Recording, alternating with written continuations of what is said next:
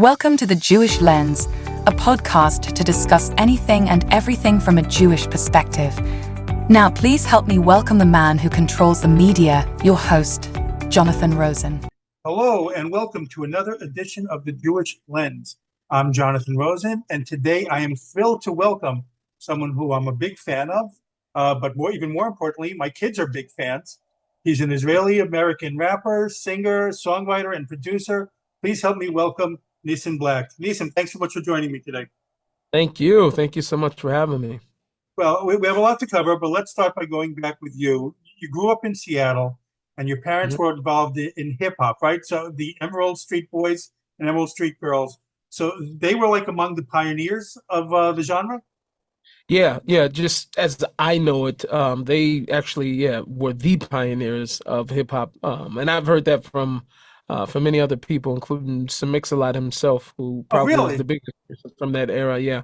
So he's also from Seattle. So he told me in the studio himself, he says, I will tell you right now, your parents were the first ones on them. And he said, and I was the one that was against it in the beginning. He said, I was telling them it wasn't going to last. He said, and then I ended up becoming a billionaire doing the same thing. So. Oh, that's fantastic. And your grandparents were also musicians, like playing alongside Ray Charles and Yes. Quincy Jones? Yes, on both sides actually, both my mother's side and my father's side, both very, very musical, talented. Played with Quincy, went to high school with Quincy. Ray Oh my Charles also. gosh. So yeah, I have come from quite the musical family.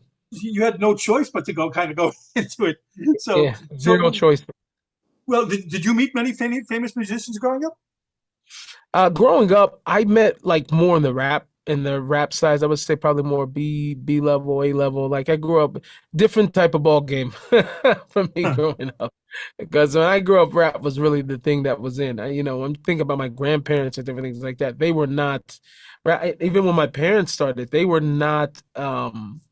Rap hadn't hit its prime, so they were like open up for Grandmaster Flash and Wow. the Furious Five and Kumo D and different things like that. So by the time I got, my whiff of it, I was with people like Young Buck from G Unit or Freeway from these other names E40, like it was a different group of guys of celebrities that I was around when I was growing up.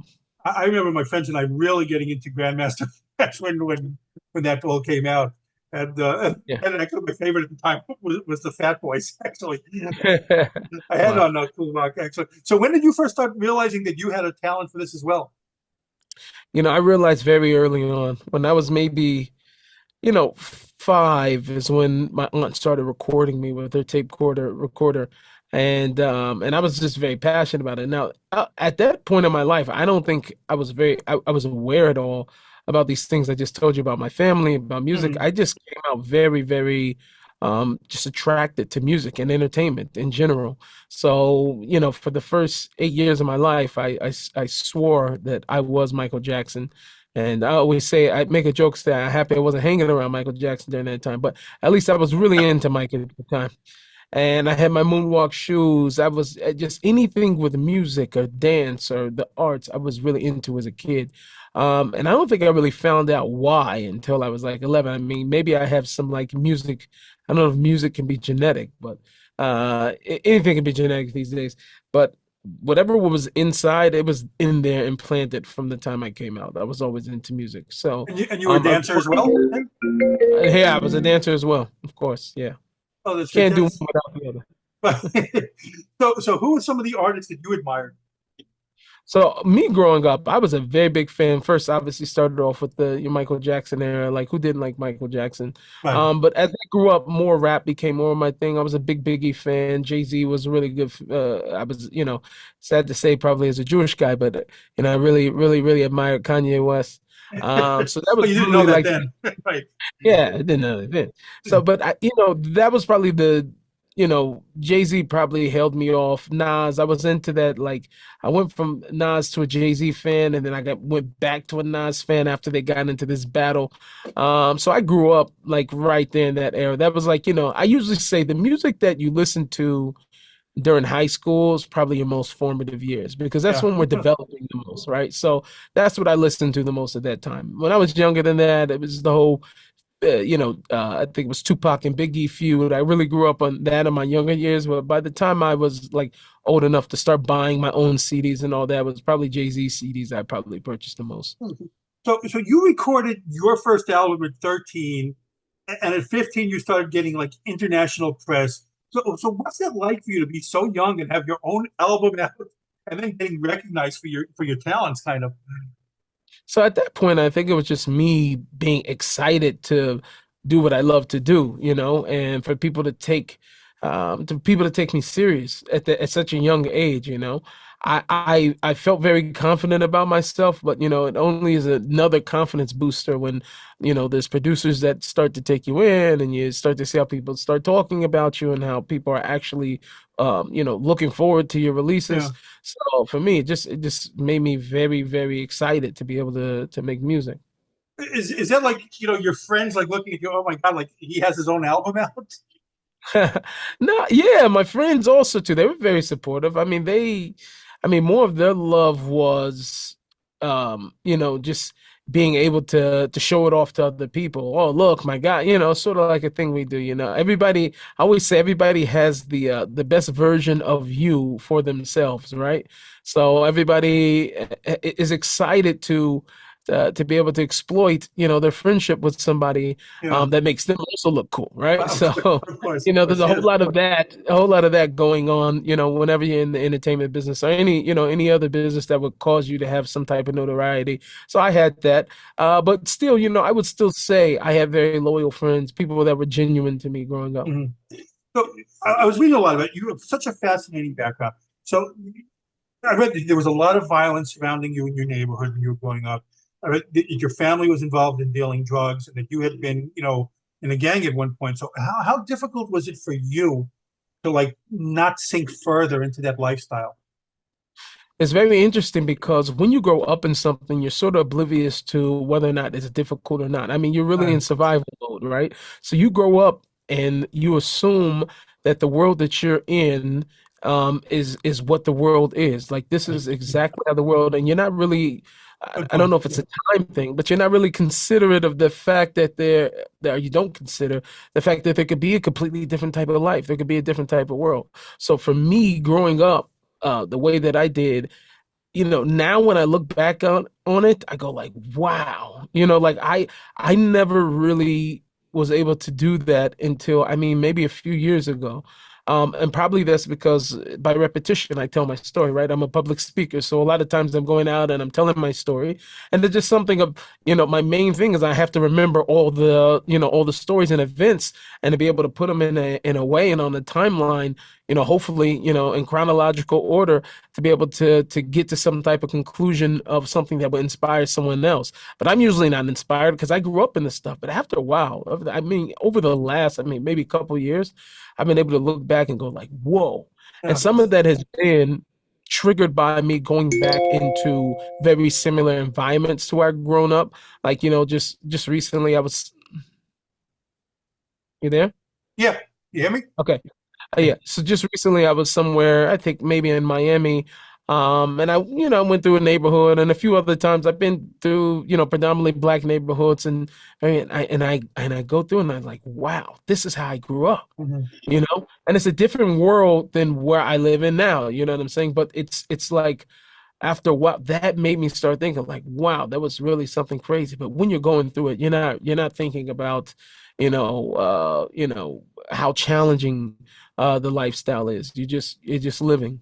Well, were there points that you were like also like felt like, that it got to the point like what am I doing here? How do I get out of this? Hmm. I definitely got to that point. That was because there was I got into a Killer Be Killed situation with another rapper.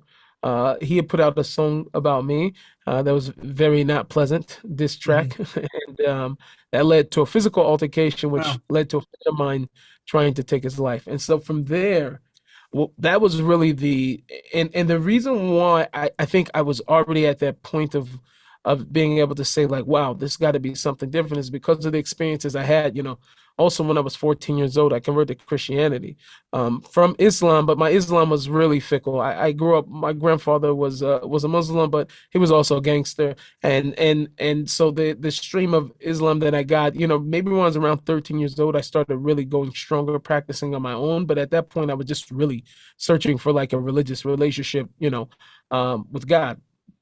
And that later on led me to being taken in by a Christian organization that introduced me to Christianity at 14, which I had an amazing camp experience. And these people really came at a very critical life because I was into the gang thing very heavy at that point. I was getting into a lot of fights. I was selling drugs myself. I was, Mm. running with all the wrong people. And those people being in my life at that time, still to this day, I have such gratitude for them being in my life at the time because it was such a critical point. But they introduced me to Christianity, and because I had like this 2 year stint, which me going into high school, so I everything was a new beginning for me. That I had a point of reference to get back to after I got into this altercation. After my life went, I wouldn't say completely back to that. I didn't go back to gangs, but I definitely returned back to gang activity, Mhm. gang music. Music is what led me there. I had an offer from a record label that was a major record label at the time, and so that's what actually led me to wanting to make gangster music in order to complete this deal, which later led me back to gang activity. Which Wow. by the time I end up in a kill or be killed situation, I have a point of reference. Like I know my life doesn't have to be like this. I know that there Um, could be something better, and so that's what ultimately triggered that change. well, it's such a credit to you that you were able to pull yourself out of this. I mean, it's so. I've heard you say also that there were a lot of Jews in your area when you grew growing up. I think it. Were you curious about the religion at all growing up? You know what? I was very curious. I was always uh I guess I was always a spiritual kid, I would say. Mm. Religious per se, I couldn't really be because my parents weren't really Right. religious. I had an aunt or uncle that would come and pick me up, for Sunday school every once in a while. My grandfather introduced me to Islam at 8 or 9, and I prayed with him 5 times a day. I would go to the mosque with him. So I was always very intrigued by, I guess, religion. And growing up in a Jewish neighborhood, I would see my neighbors, but I wasn't, nothing made me think about like, this being a path of Right. life or anything like that. It wasn't until I think when I was 13, that's when all these things started to break down for me. And I really had this major longing to seek out spirituality. So Judaism really came after, I was in this, years later, I was in this kill or be killed situation. I mean, years later, I was still fairly young. I was only like maybe 20 years old when this Wow. happened. And after not wanting to return to that same lifestyle, I became an even stronger Christian. I just returned back to Christianity because that's what I knew. But as I returned back to Christianity, I started going deeper inside of the Bible and just looking at everything there and geographically where everything was. It was in Israel. Think about Judaism and Jews. And I started to think, well, I grew up in a Jewish neighborhood. I don't know anything about Judaism. So I started studying Judaism in addition to just my personal devotions at the time. And that's what really made me start going, whoa, like, listen, the Torah, God keeps saying there's a perpetual covenant between them and the Jewish people. How could it not be that the covenant is still in existence? So I went on this journey, but Judaism at first was something that was like so far out of my mind, even though I grew up in a Jewish neighborhood. But I don't think it had any effect on me until I got out of the neighborhood. And So, eventually I ended up going back there. But so when did you first start taking the idea of converting, like really seriously? I think I took it very, very serious by the time I was 21, 20, yeah, about 20, 21, 22. I would say around that time. So that was around 2010, is when we actually officially started our conversion process. And it was a journey because, everything in your head is like, okay, well, listen, I grew up around Jews, and I always make the joke. It's not a joke, but it's the real truth. I've seen Jews in black, but I never saw black ones. So it was a sort of a journey of trying to, figure out is there anything multicultural. And the internet was always been the internet, but like, the way we use it now is much different than when we used it, back then. So, but I was still very intrigued. So I started typing the black Jews. I was like, Ethiopians, okay, but Ethiopians, okay, whatever they claim, but are there black Jews? Like, And I ended up meeting a black Jew in a store, and he invited me for Shabbat. You just don't never want to be the only one, and you have all these horror stories. Oh, if you go Right. over there, the people are going to be like this towards you. They're going to be racist. They're going to, so you have to fight a lot of noise, like you do in anything in life. You have to fight a lot of noise before I, at least I did, before I made this journey. So. But you said we, so like that's right. You were married at the time, so was it difficult to like, say get your wife to go on board with this as well? In the beginning, it was just because she grew up much more rooted and stronger in Christianity than I did. Hmm. So for her, I think so. And I would say she was more rooted, but with all due respect to my wife, because she grew up in it, I was more knowledgeable because I was a convert, right? So Right. every religion I've ever been a part of, I was a convert. I converted to Islam, I converted to Christianity, I converted to Judaism.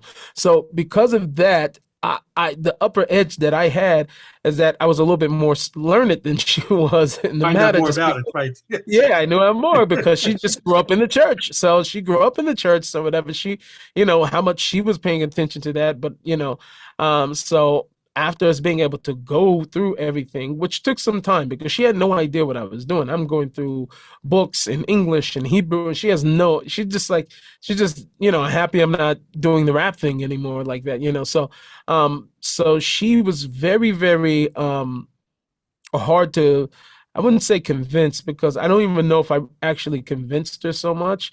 I just think that, her journey when she was a little bit younger, I said maybe her teenage years, she sort of deviated from the way that she grew up also in terms of Christianity. She was raised more Baptist and then Pentecostal, Kojic, like Church of God in Christ. And by the time she was in her middle, I think maybe leaving middle school into high school, she had sort of left the church that she had grew up in and became a Seventh-day Adventist. And because the Seventh-day Adventist is very, very strong about the observing the Sabbath, in their own way, she was sort of already privy to the fact that the way that she grew up was, in a major way, a deviation from what the actual Torah had said in certain things, at least, about dietary laws, and the Sabbath. So that was probably the hook of once she started to realize that she had already started to make these changes herself when she was a teenager, that, from there we found common ground and we just started learning together. Well, you said you just mentioned. I was going to ask you that you had left music for a while. So Mhm. how difficult was it to get back into it? What prompted you to get back into it finally? It was very difficult. So, okay, so that's two questions. The one thing is, I left music because I just really fell in love with God. Became very, very passionate. In fact, I just seen, I think his name is, last name is Griffin. There's an NBA player who just retired at 21 to go into ministry. Obviously different religion, but, people are like shocked. How can that happen? Whatever. His whole dream was to play basketball. When a person falls in love with God and their faith takes over, the person will give up anything, like, and that's where I was at that place in my life where, because I was growing so much spiritually, anything that seemed to be a threat to that left my life immediately. So I wasn't hanging around my family, I wasn't around my friends. I sold, I sold my Xbox, you know because John Madden was really getting in the way. And Yeah, I know that feeling. Yes. big time. I sold my TV. I got rid of, I really went into this place of solitude and praying a lot and fasting for many days. And I'm really going into spiritual growth. And I didn't know where I was going. I didn't have like this destination meter of like, I want to be over here, but I was growing and I was enjoying it. And I didn't want anything to disrupt that. And so finally, when it came to music, which had been probably apart from my wife, it was the love of my life. Right. I really came to a place to where that if I love God so much, I'd be willing to give it up. And I did that. So that was around the 2000 and 2009 is when I at least declared it was going to be my last album. I met with my business partner and, we made our split, but I had one album that I was going to finish just because I felt it was not right to just abruptly leave in the middle of something we had started. And Mhm. it took me opportunity to be able to probably set myself up in the future. But I was definitely not thinking about that. I thought of like, this is my last thing, and I want the last time that people hear me for me to have an album talking about God. That was really my thoughts was like, the last time people are going to hear me, they're going to hear me, talking, inspiring, motivational. And Mhm. so that's what really prompted me to do that last album.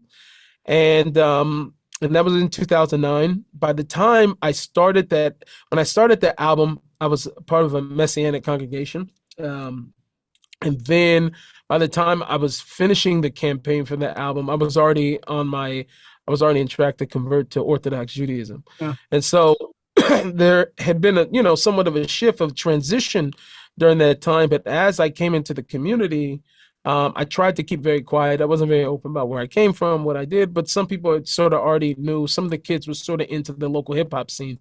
So it started to spread who I was. And I avoided it for about a good year and a half before people start saying, like, listen, you should probably use your talents, use your gifts. Yes. And then Rampart started to tell me, and I was really prompted. I had my own like personal story that, a few of my friends had called me up out of the blue saying, like, crazy things like, man, I had a dream that, very like spiritual stuff from guys that are not spiritual at all. Right. And so I had a son. My son got sick with meningitis. He was 4 months at the time, so it was a very scary time for us. If anybody knows anything about this disease, if it doesn't kill a child, God forbid, it can definitely wreck things for them. So in other ways, I was very close to Rabbi Shalom Arush, still am today, and he talked about, when your back's against the wall and you're in a state of emergency, you should try to cry out to God for 6 hours straight. Now, I was already crazy enough to do this because, I was already fasting days at a time, praying and everything else. So I attempted this, I tried it. And in the midst of it, at one point, I started to feel like, everything in my life up to that point felt like it was breaking down. And then my son, and this is all right before I'm Mm. converting. So I'm like literally at the finish line of my conversion. My life is in shambles. I lost the job that I was in. Like everything had like just crumbled. And I'm like, God, what do you want? Like, what are you trying to tell me? Right. Right. And at this time, people were encouraging me to go back to music. Even my wife, she turned against me. She started telling me to go. And I said, God, it has to come from you. So I had a Rode NT2 microphone that was downstairs in my closet at the time. So I made Ultimate, and it didn't work. You would plug it up, you got no audio, no nothing out of it. So I made Ultimate. I said, God, if this is what you want from me, I tested them. I said, then this microphone has to work. So afterwards, after I was done praying, I went and hooked it up, and the microphone actually worked. And then that's Oh. where you tell God, never mind, it works already. No, I'm joking. But I ended up after that recording a whole album on that, and it was very hard for me. That whole entire process was hard for me because I didn't I was at a place where I didn't doubt that it was something that I was supposed to be doing, but I doubted the process of how to do it. And just to give you some thought, like hip hop is probably one of the most arrogant genres that there is. Like even the guys that are clean rappers, we at least are rapping about how much better we are than the next rapper, right? That's like the, that's what we do for a living. We do what we call Gaiba pride, daily. So that in addition with trying to use this craft, of hip hop and use it in an inspirational way. Not to say that there's not other people that do it, but it was very hard for me to match that with all of the books of ethics that I was learning at that Right. time about how important it is to be meek and humble. And, so I was having this hard balance of like, where do I promote myself? Do I not promote myself? I was having a lot of crazy things going on. So I had to work it through. And the best thing that happened for me was I teamed up with Gad Elbaz, Israeli singer, pop singer, in 2015, and we did a collaboration, Hashem Elech, which had already been a song for him Great that all song. the Yeah. good. Yeah. So once we did that, it like opened up the floodgates, and then I was much more comfortable after that. Well, you seem to come back like when you got back, you became more popular than ever. And how does it Right. feel for you to be like, so sought out and, all these, and also like more of an embrace I see of hip hop by Jewish artists now. Right. Right. It's crazy for me because, you know, I I mean, people would think I'm crazy when I tell them this, but I saw this in a dream and I didn't understand the dream. I saw this in a dream. I was 17 years old. I never forget this. I was asleep, And in my dream, there was this there was something going on in Times Square, and in the dream I'd already hit this place where like I made it. Like people knew who I was. I was a known figure, and I was known for music, and I deduced everything from in there. And I was doing some type of interview, and I had a black suit on.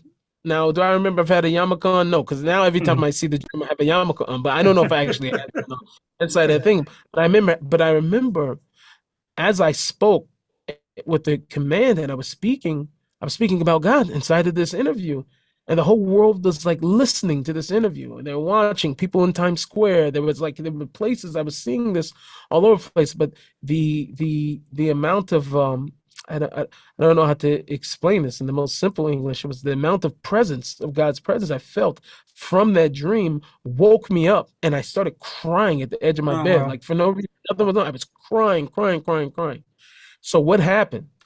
This dream revisited me. I forgot about this. It hit me again when I was praying those 6 hours about the microphone.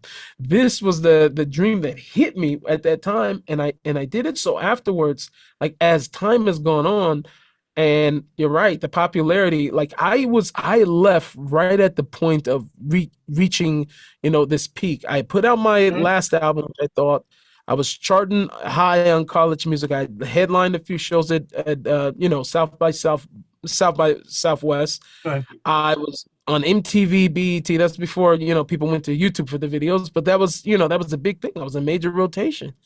And I'm like right at that place. I was meeting rappers that I grew up listening to. They knew me, knew my Amazing. music, knew me by name. And at that point in my life, none of that was enough to make me feel like I needed to be there. Like that's why I knew that the strong commitment, the feelings that I had towards God was much stronger than that. So I sort of reached, and it was sort of like, I remember saying at the time, and I referenced this probably in some interviews at the time when people were asking me about it. But I was saying that, it's sort of like Abraham had to, sacrifice Isaac. And I said that if God doesn't really want, he'll tell me when, you watch what you be careful with. If he doesn't really want, then he won't. But it meant everything for me to be able to say that that which I love and that means so much to me, that has been, my everything. Music is the thing I run to when, I need to get away from the world. Yeah, And yeah, so I see. to be able to reform and to really be able to give that up meant everything to me. And I think that at some point, I proved to God, at least in that test, that I was willing to give up everything for him. That's amazing. So let's talk about the new album, Glory. So we're Mhm, recording this on the day that you're releasing the video, mhm, Worth It with Dustin Paul. So I can't wait for Right. that later on. Great song. So can you talk a Thank little you. bit about the album? It seems to be very inspirational. Thank you. Yeah, so that album is this is really like a homecoming album. You go through so many different things when you're recording albums, and one of the things I like to do when I release an album, and I try to do it 2 times before I release an album, is I listen to every album I made. Well, there's one album I won't listen to, but I try to listen to every album I made from my Aliyah album at least all the way up into the new project. And I just put the whole entire thing into playlist, and it's my private thing, and I just listen to it all the way through. And I try to refill my journey. Now, what most people don't know, there's a couple albums that never came out. So I even Oh, include wow. those, right? So all of that, and I listen to this full body of work, over a course of a couple days or whatever. And what I'm trying to do for myself is put myself in the place where I was at the time when I recorded that music, and I want to feel that growth, right? Hmm. I'm trying to feel out that growth to the place that I got to. Um, you know, it doesn't hurt me if other people try to do it also. So you're more than welcome to do it also. Streams only help me, Yes. but it's definitely a fun exercise for me. What's different about this Glory album is that I've only lived life longer. So when I look at this album, this was really a very, very intentional album for me. I don't think I've ever had an album that was so intentional. Like there have been albums where I was recording and we'll come up with tracks. My brother-in-law was sending tracks to me and all that. And I wouldn't say that process was so much more different, but the amount that I guarded this album and how overprotective I was of myself and of my values and what I wanted to create was more than any other album. I really made sure because over the last few years there's a few songs, that I wasn't the most proud of and I did it because there was a bunch of other people in my ear, and it happens in your artistry. As strong as I am and as focused as I am, and this is how I know it can happen to anybody, right? I'm so determined to be a yourself guy. I have no problem. My whole entire story and journey shows you that I have no problem like totally just telling the world, shove it, I'm going in a different direction. But even a person like me that could be so strong in my way, people can get into your world and they don't have bad intentions. They have great intentions that's best for them, but they're good intentions. And that can lead you away from your craft and being the best you can be for you. And so that has happened for me for sure over my career. So for me, I was very, very overprotective of this, and I didn't want anything else in. I don't want to hear anybody else's music, and I wanted to focus. I never had, like I said, so intentional. I booked studio time between here. I have my own studio, obviously, of course, but between this and being in the other studio, just to be able to drown out the rest of the noise and to pull in the guys that I wanted to work with, it was just really, really awesome experience, uplifting, spiritual, and I prayed a lot throughout the process of this album. Well, I want to ask you about that because you've done so many collaborations on something I absolutely just love. Is there anyone on your wish list that you haven't done yet? Love to collaborate? Yeah, of course, of course. It's two. I would really say Yishai Ribo and Matis Yahoo. Oh, Matis and yes. me, I would love to see that. both of these guys, we flirted with it a few times over the years. We've been talking about it, and it hasn't happened yet. But these are guys that I really would like to work with. Just because I love the challenge of doing something new. Me and Matis, we float sometimes in the same world musically, as to where me and Yishai are not. But I listen to Yishai probably, more than anybody except for like maybe I listen to Akiva a lot also too. But they're very similar styles to untrained ear. So, but because at this point in my career that I'm doing so many different things and I'm exploring new different things, I really love to work with these guys. I would love to see that. Now, some time ago, there was a talk about producing a television series based on your life. Is that still being considered at all, or? Well, it is actually happening, but thank God I'm no, I have to say it in the right way. With all due respect, it's not happening with HBO. Thank God. For me personally, nothing against them. It's just there's a major need for me to control the narrative of my story. Yeah, sure. And it's not it just is as people started to sorry. And as the writers and everything else, as everything continued for that show, I didn't feel like it was going to necessarily represent Jews in Israel in the right way. I could see that. Something I didn't really want to do going forward. And sorry. And then after October 7th, it was really a wrap for me. Well, I want to thank you again for coming on. I appreciate it. Like I said, I'm a big fan, and it's very nice of you to take the time to speak to you today. Thank you so much. I really, really appreciate it. Really, really appreciate it. Well, again, this has been The Jewish Lens. I'm Jonathan Rosen. And again, a very special thanks to Nissim Black. And please like, comment, and subscribe. Thanks for tuning in to The Jewish Lens, where all items used was strictly kosher.